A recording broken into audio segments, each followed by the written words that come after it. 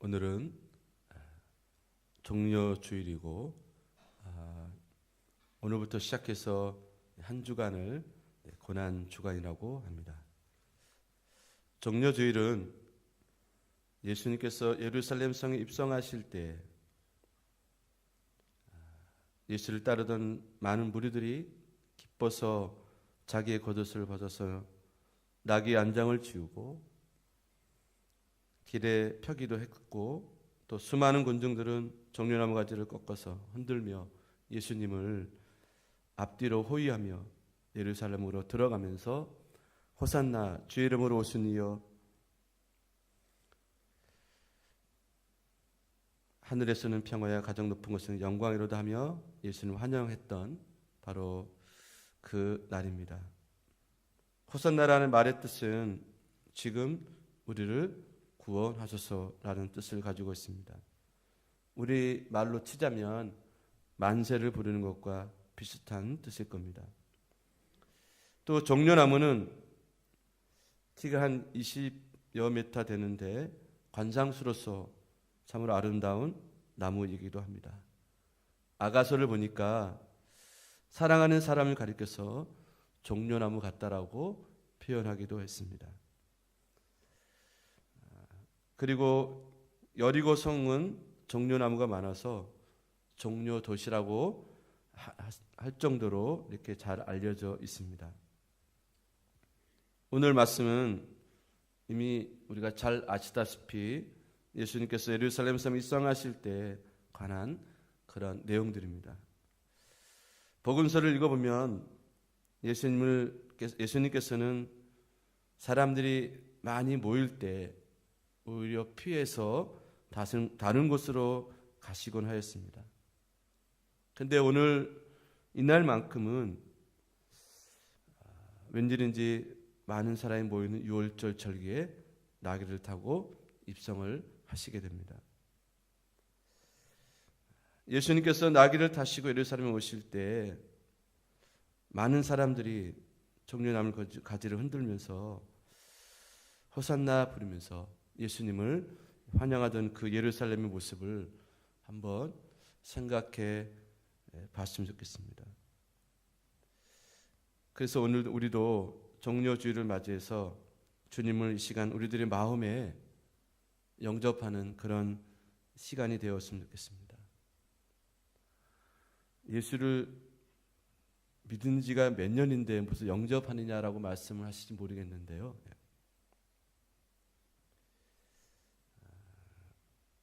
마태복음 10장 40절 41절 보면은 너희를 영접하는 자는 나를 영접하는 것이요 나를 영접하는 자는 나 보내신 이를 영접하는 것이니라. 선지자의 이름으로 선지자를 영접하는 자는 선지자의 상을 받을 것이요 의인의 이름으로 의인을 영접하는 자는 의인의 상을 받을 것이다.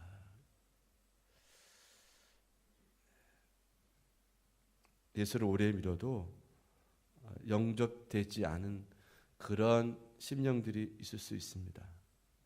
이 시간에도 몸은 와 있지만 마음으로 주님을 영접하지 못하면 아무 소리도 안 들릴 거예요. 자, 우리는 누구를 영접하냐에 따라서 그 사람의 인격이 달라집니다. 누구와 함께 어울리냐에 따라서 그 사람의 인품이 달라지는 겁니다. 만일 도둑을 영접하면 도둑과 같이 어울려 논다면 그 사람 분명 도둑이 될 것입니다. 불량배와 같이 어울려 놀게 되면 10중8구 분명히 불량배가 되는 겁니다. 사기꾼도 그렇고 노른도 그렇고 사탄 마귀를 영접하면 마귀의 종이 되는 것입니다. 그러나 예수 그리스도를 영접하면 구원을 받고 하나님의 자녀가 되어서 우리는 영생을 얻게 되는 것입니다. 요한복음 1장 11절 12절 보게 되면은 자기 땅에 오매 자기 백성이 영접하지 아니하였으나 영접하는 자 곧 그 이름을 믿는 자들에게는 하나님의 자녀가 되는 권세를 주셨다. 이렇게 말씀하고 있습니다. 자기 땅에 오매 자기 백성이 영접하지 아니하였다 그랬어요. 정말 우리가 영접하였는가? 오늘 우리는 정료주를 맞이해서 주님을 밀어내는 자가 아니고 주님을 중심으로 뜨겁게 영접해서 하나님의 자녀가 되는 그런 권세를 다시 한번 확인하시고 얻으시는 그런 시간 되기 바랍니다. 자, 예수님이 최후의 한 주간을 예루살렘에 지내시기 위해서 이 예루살렘 입성하실 때에는 벌써 그 예수님을 죽이려는 음모가 진행되고 있었습니다. 책 잡으려는 무리들이 뒤를 따르고 있었고 또 한편으로는 뜨겁게 환영하는 무리가 있었습니다. 어떻게 보면 다행스러운 일이기도 하겠죠. 예수님 환영한 무리가 있었기 때문에. 자, 그래서 오늘은 예수님이 예루살렘 입성하실 때 예수님 주변에 모여든 많은 무리들이 있었는데 그 무리들 중에 어떤 종류 사람이 있었는가를 생각하면서 함께 은혜를 나누는 시간 되기를 원합니다. 첫째는 나귀 새끼를 예수님께 드린 사람이 있었어요. 자, 먼저 왜 예수님은 말이 아닌 나귀를 타고 오셨을까? 여기에 다 의미가 있더라고요. 당시 사람들은 사람을 죽이고 약탈하는 전쟁에서 말을 타고 전쟁을 했습니다. 그래서 예수님은 그 반대로 만인의 생명을 살리기 위해서 오셨기 때문에 이 말을 탄 것이 아니고 평화의 상징인 나귀를 타고 오시게 된 것입니다. 그런데 참 우연히 된 일이 아니고 이것도요. 이미 BC 520년경에 스가랴 선지자의 예언이 통해서 이 일이 먼저 예언되어졌고 그것이 이루어졌다는 사실입니다. 그것이 스가랴서 9장 9절에 나와 있습니다. 그는 공의로우며 구원을 베풀며 겸손하여 나귀를 타나니 이렇게 예언을 했는데 이 말씀을 이루기 위해서 예수님은 나귀를 타기 위해서 제자들을 벳박의 맞은편 마을 베다니로 보내면서 마르기에 메인 나귀가 있을 것이니 풀어서 끌고 오라고 말씀을 하시게 됩니다. 예수님 말씀을 듣고 그 마을로 가보니까 정말 나귀가 메어 있었습니다. 그 메인 나귀를 풀자 주인이 왜 남의 나귀를 가져가려냐 하느냐라고 하니까 제자들이 예수님 말씀대로 주께서 쓰실 것이다. 그 한마디를 하자 나귀 주인은 아무 말 없이 선뜻 허락해 주게 되는 것을 볼 수가 있습니다. 이 사람이 누구인지 확인할 길은 없습니다. 주님이 쓰시겠다 이 말에 선뜻 내어준 것을 보게 되면 분명히 믿음 좋은 사람임에 하나님이 택하신 사람임에 틀림이 없었던 것 같습니다. 그 나귀의 주인은 고이 길들여서 한 번도 타지 않고 부려보지 않고 짐을 실어보지 않은 나귀를 주님께 제공해 드린 겁니다. 자, 우리는 여기서 발견할 수 있는 그 교훈은 뭐냐면은 주님의 필요에 한 사람이 순응했다는 겁니다. 주께서 쓰시겠다는 말 한마디에 자기의 소유권의 문제나 다른 문제에 개의치 않고 바로 이렇게 나귀를 내어드린 겁니다. 여러분, 우리가 구약에 보면 아브라함이 나오죠. 아브라함이 하나님께 마지막으로 그 믿음의 테스트를 시험을 받습니다. 귀한 그 아들을 하나님께 바칠 수 있느냐. 성경에 보면 아브라함은 여기에 고민도 생각도 하지 않고 아침 일찍 일어나서 자기 아들을 제물로 드리고자 했던 그 장면이 이제 구약에 나옵니다. 그래서 하나님은 그 믿음을 보시고 그를 인정하시게 됐고 그 아브라함을 믿음의 축복의 사람으로 세워주는 것을 볼 수가 있습니다. 자, 오늘 본문 3절을 보면 누가 만일 무슨 말을 하거든 주께 쓰시겠다 하라 그리하면 즉시 보내라 하는 말씀 중에 주가 쓰시겠다라는 이 말씀이 오늘 저와 여러분에게 이 마음에 와 부딪혔으면 좋겠어요.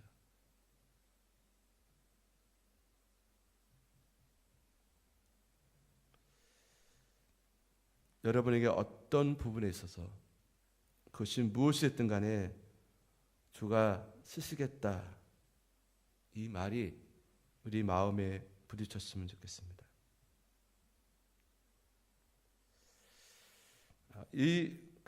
오늘 본문 3절과 대비되는 말씀이 있는데요. 마태복음 5장 13절에 보게 되면 마태복음 너희는 세상의 소금이니 소금이 만일 그 맛을 잃으면 무엇으로 짜게 하리요? 후에는 아무 쓸데없어 다만 밖에 버리워져 사람에게 밟힐 뿐이라 그랬습니다. 자, 주가 쓰시겠다는 것과 쓸데가 없어서 밖에 버리워 준다는 그 말은 참으로 좋은 대조를 이룬 말씀이 아닌가 싶어요. 자, 주님께서 우리를 쓰시겠다라는 것은 참 영광스러운 일입니다. 그런데 쓸데없어서 버림받는 것은 수치스러운 일이에요. 자, 어떤 물건을 쓰다가 못 쓰게 돼서 버린다는 것은 그렇게 밖에 할 수 없는 일이지만 사람이 아무 쓸 것 없어서 버림을 받는 것처럼 수치와 이런 고통은 없다라고 생각합니다. 여러분 이제 그 젊으신 분들은 아시는지 모르겠는데 부직갱이란 거 혹시 아시나요? 불을 떼우려고 그러면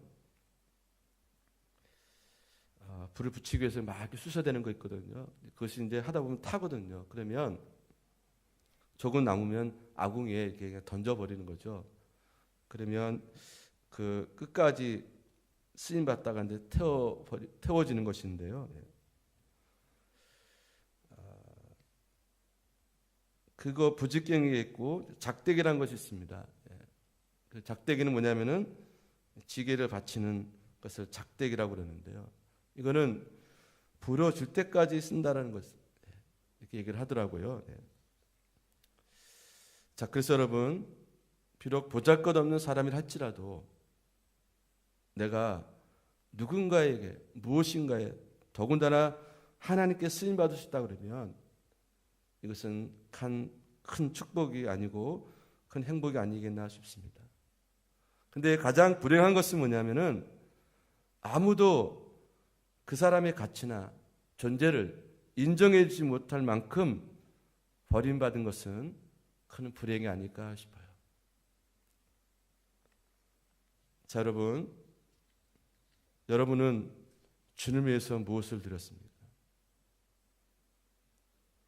주님을 위해서 목숨까지 내어주셨습니다. 자, 우리들은 주님을 위해서 무엇을 얼마나 드리고 있습니까? 이 나귀를 드린 삶과 같이 주님을 위해서 우리가 드릴 수 있는 삶을 살기를 원합니다. 그 시간 조금 내는 것도 아까워하고 힘들어하시죠, 여러분? 주님을 위해서 조금 시간 내는 거 계산하시죠, 여러분? 그러지 않기를 원합니다.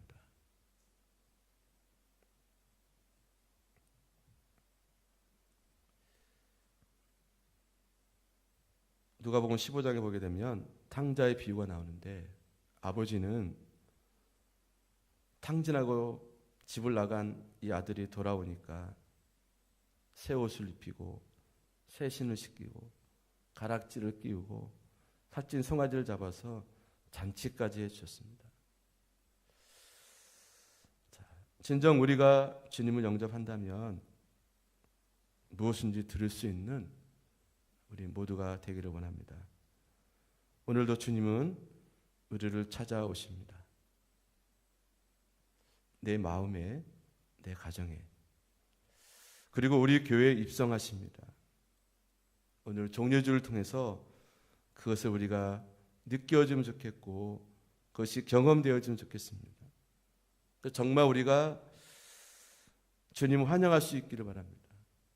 오늘 나귀를 내어준 이 사람처럼. 두 번째로 예수님 입상하셨을 때 겉옷을 벗어서 예수님의 가시는 길에 깔아드린 사람들이 있었습니다. 겉옷을 벗어서 나귀의 안장을 만들어서 예수님이 편하게 가실 수 있도록 한 사람도 있고 겉옷을 길에 편 사람도 있었습니다. 왜 겉옷을 벗어서 이와 같이 하였을까? 몇 가지 의미와 뜻이 있는데요. 첫째로는 존경의 뜻을 표현한 것이다. 우리가 외국에서 대통령이 또 올 때 공항이나 이런 데 보면 붉은 카페트를 깔아서 영접을 합니다. 그와 같이 겉옷을 펴서 주님 영접하는 것은 바로 그와 같은 의미가 있는 거예요.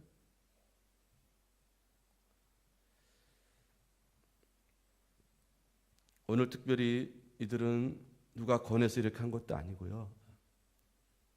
스스로 겉옷을 벗어서 이렇게 주님을 환영했다라는 것입니다. 그것이 의미가 있는 거예요. 또 두 번째로는 정중한 예의를 표한 겁니다. 예수님 가시는 길에 예의를 표현했다.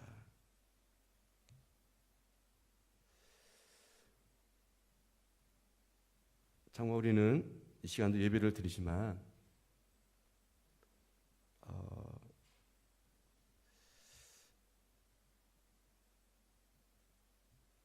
편하고 또 좋은 것도 좋지만 기본적인 예의는 우리가 갖춰야 됩니다. 제가 어린애 같은 예를 항상 들지만 만약에 여러분들이 대통령에게 초대를 받아서 청와대에 갔다 그러면 어떤 모습과 어떤 자세로 우리가 대통령을 만날까요? 네. 많이 다를 겁니다. 그렇죠? 네. 또 하나는 겉옷을 벗었는 의미는 뭐냐면은 최상의 것을 드리는 표현이다. 우리 주님께서는 항상 최상의 것을 우리가 드려야 됩니다. 신앙도 최상의 신앙이 되어야 됩니다. 오늘 정료주를 맞이해서 우리는 진정한 마음으로 주님을 존경하는 마음으로 정중한 예의로 최상의 것을 드리는 그런 마음으로 주님 앞에 겉옷을 펴서 주님을 영접해야 하지 않겠습니까? 왜 그렇습니까, 여러분? 그분은 나를 위해서 자기 몸을 내어주시기 위해서 이 길을 가시기 때문에.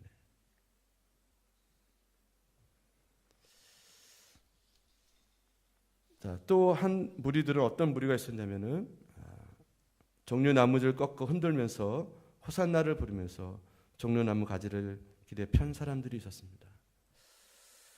종려나무 가지는 승리를 상징하는 나무 그리고 진심으로 환영한다는 의미를 가지고 있습니다. 이 종려나무는 잘 시들거나 마르지 않는다고 합니다. 그리고 당시 군왕이 행차를 할 때 사용했던 나무라고 합니다.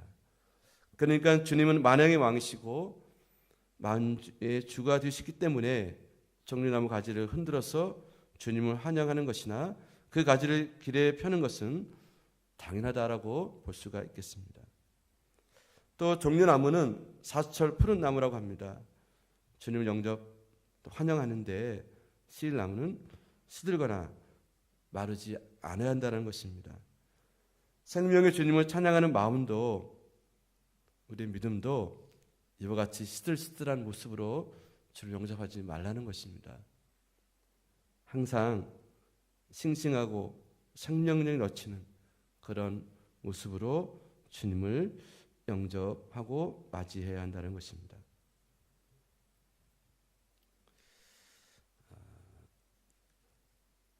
또 하나는 뭐냐면은 그 호산나를 외치는 사람들이 있었습니다. 호산나 찬송하리로다. 지금 우리를 구원하소서. 이렇게 소리를 질렀습니다. 호산나라는 이 말은 시편 118편 25절에 보니까 같은 의미로서 이렇게 시편에 기록되어 있습니다. 여호와여 구하옵나니 이제 구원하옵소서. 여호와여 구하옵나니 형통하게 하옵소서. 그런 뜻과 의미로 이렇게 해석해 볼 수가 있겠습니다. 사람들의 감정을 표현하는 데 여러 가지 방법이 있습니다. 그 중에는 소리를 질러서 자기의 감정을 표현할 때가 있습니다. 당시 이스라엘 사람들은 로마 지배를 받고 있었기 때문에 억압된 자신들의 감정을 표현할 길이 없었다고 합니다. 그러자 예수님이 예루살렘에 나귀를 타고 입성하시자마자 바로 이때다 생각해서 무리들은 이렇게 소리를 질렀던 것입니다. 자, 오늘 우리도 주님을 향해서 호산나라고 부르짖을 일이 얼마든지 있어야 되지 않겠는가 합니다.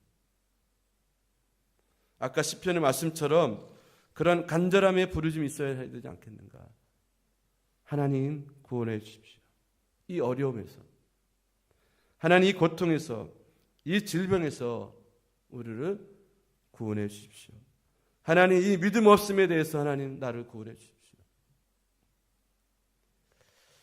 자, 주님을 향해 부르는 구원의 요청이 있을 때 우리 주님은 외면하지 않고 우리 부르짖음에 들어 응답해 주실 줄로 믿습니다. 여러분 마가복음 10장 46절 50절을 보게 되면 길가에서 구걸하던 소경 바디메오가 예수님이 지나간 소리를 듣고 다윗의 자손 예수여 나를 불쌍히 여겨 주시옵소서. 그 부르짖음을 듣고 예수님 가던 길을 멈추고 그의 눈을 뜨게 해주셨습니다.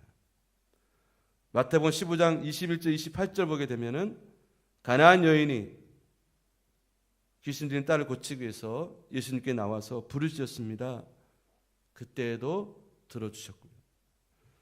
누가복음 17장 11절 19절 말씀 10명의 문둥병들이 환자들이 나와서 주님께 부르짖습니다. 그때도 예수님이 그들의 몸을 깨끗이 고쳐주셨습니다. 자, 여러분 우리는 얼마큼 간절함이 있는가, 얼마큼 애절함이 있는가.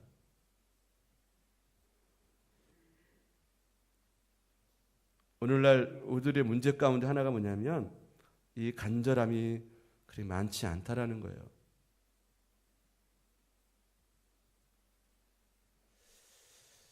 그래서 기도해도 그만, 안 해도 그만, 예배를 드려도 그만, 안 드려도 그만, 이런 모습이 우리 가운데 있는 것 같아요.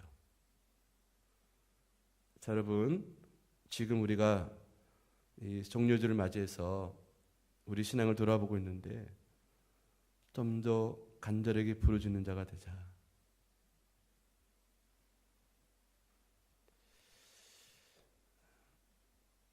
여러분 우리가 인간의 힘으로 어찌할 수 없는 일들이 얼마나 많습니까? 하다못해 내가 낳은 내 자식도 내 마음대로 안 됩니다. 내 몸도 내 마음대로 되질 않아요.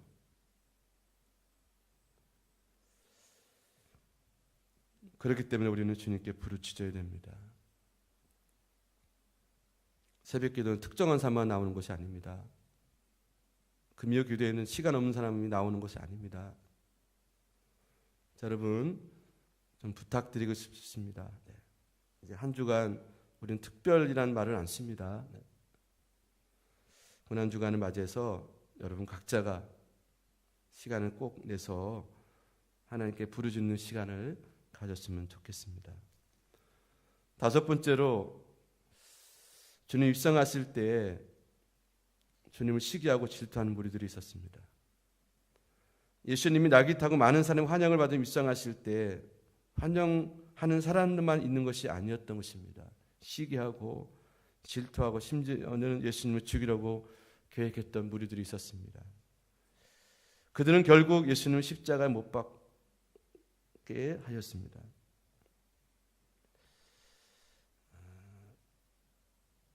사랑하는 성도 여러분, 오늘의 우리들도 예수님을 믿고 신앙생활 할 때 모든 일이 잘 되고 이렇게 형통하는 일들만 있는 것이 아닙니다.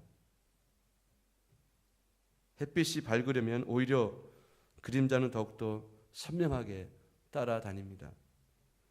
그러므로 좋은 날이 있으면 굳은 날도 있습니다.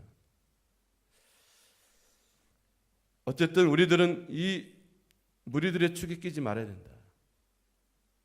어떤 무리들입니까? 예수님을 배반하고 시기하고 질투하고 죽으려 했던 무리들.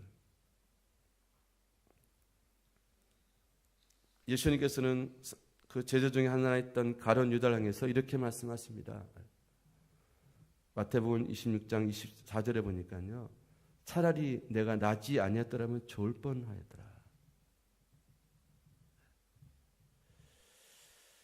자, 이렇게 말씀을 하시더라고요. 차라리 태어나지 않았으면 좋았을까.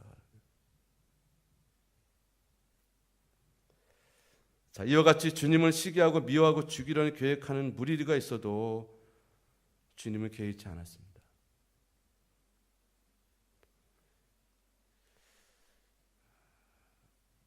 그들은 오히려 주님의 구원 사업을 완성시키는데 결정적인 역할을 하게 됩니다.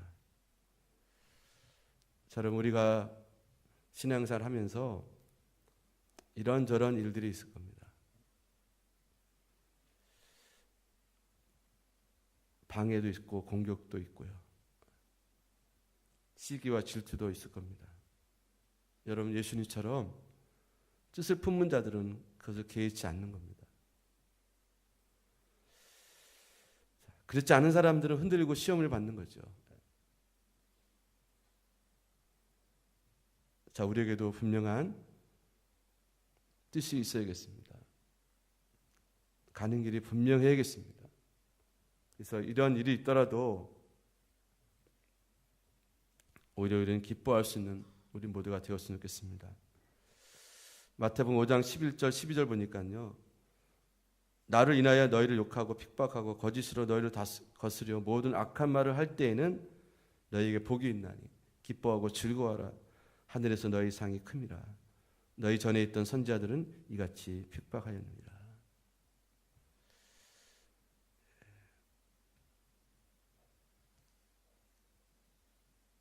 자, 이런저런 말을 들을 수 있습니다. 하다못해 교회 안에서도 좀 열심히 해도 시기와 질투를 받을 수도 있습니다. 오해가 있을 수 있습니다. 여러분, 개의치 마시고 믿음의 길을 가시기를 바라요. 뜻을 품고 가면 오히려 그것을 통해 협력해 선을 이루시는 일들이 분명히 있을 것입니다. 자, 여러분, 오늘 그 종려주를 맞이해서 예수님 낙이 타고 예루살렘 입성하실 때 많은 사람들의 이야기를 나누었습니다. 그 중에는 예수님 환영하는 사람들이 있었고 예수님을 죽이려는 무리도 있었고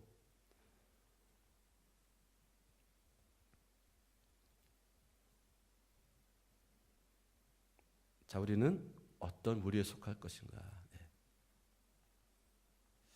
보니까는 예수님 향해서 호산나 부르던 환영했던 사람들은 불과 일주일도 못 돼서 예수를 죽여라, 십자가에 못 박으라 이렇게 대부분 배신하게 됩니다마는 자, 오늘 저와 여러분은 절대로 주님을 환영하는 이 마음, 이 믿음이 변치 않기를 원합니다. 주님은 저와 여러분의 죄를 위해서 십자가의 고난의 순잔을 받으셨고 참혹한 십자가의 고통을 당하셨습니다. 이 고난증을 맞이해서 우리는 다시 한번 우리 가슴에, 우리 교회에, 우리 가정에 주님을 영접하는 시간 되었으면 좋겠습니다. 베다니 마을에 나귀를 드린 사람과 같이, 그리고 겉옷을 벗어서 주님 앞에 깔고 종려나무를 가지고 흔들며 호산나를 부르는 마음을 가진 그 마음과 믿음을 가지고 우리가 주님을 영접하는 이 시간 되었으면 좋겠습니다. 그래서 그 주님이 나의 삶의 주인이시고 나의 왕이시고 나의 영혼의 아버지가 되심을 늘 고백하면서 우리가 믿음의 길을 가고 또 부활을 준비하고 고난에 동참할 수 있는 이런 한 주간 되셔서 여러분 승리하시기를 바라고, 그리고 우리 신앙을 날마다 새롭게 할 수 있는 여러분 되셔서 여러분을 통해서 하나님께 쓰시는 놀라운 축복을 받는 저와 여러분 되기를 주의 이름으로 간절히 축원함을 드립니다. 아멘. 기도하겠습니다.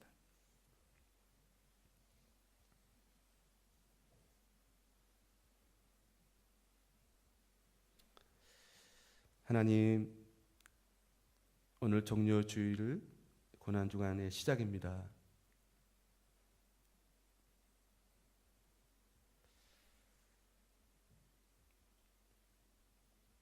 나는 과연 어떤 무리인가라고 생각을 해봅니다.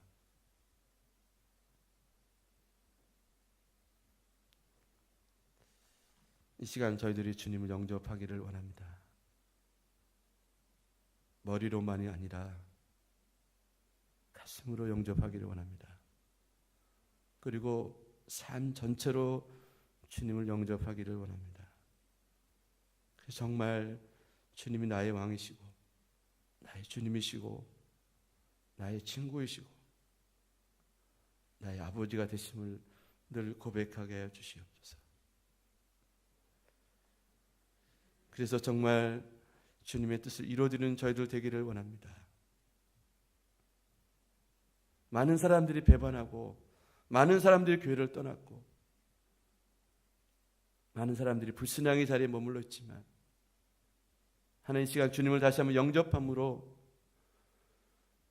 자르나 우르나 치우치지 않고 나의 십자가를 지고 주님의 뜻을 쫓을 수 있는 저희들 되게 해주셔서 이 마지막 세대에 하나님의 뜻을 이루어드릴 수 있는 주의 마음을 시원케 드리는 주의 마음에 합당한 다윗처럼 그런 믿음의 삶을 사는 저희들 다 되게 해 주시옵소서. 그래서 남다른 기쁨과 감사와 복을 누리며 주님 오실 때까지 그 믿음의 길을 가는 우리 모두가 다 되게 해 주시옵소서. 예수님 이름으로 기도 올려나이다. 아멘.